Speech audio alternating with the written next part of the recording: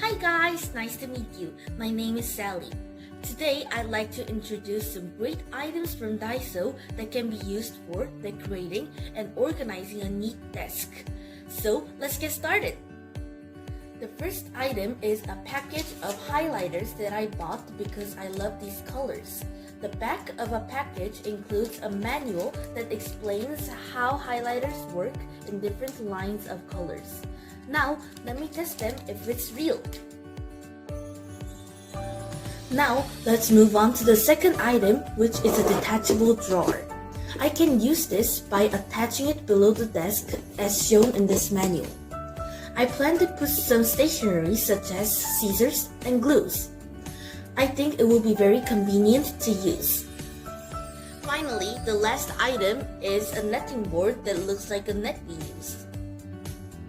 I have to attach it to the wall using these caps. After attaching it, I can hang many things such as hooks, keyrings. I also bought these baskets to hang on it. So, I'll put the pen and a clock I bought.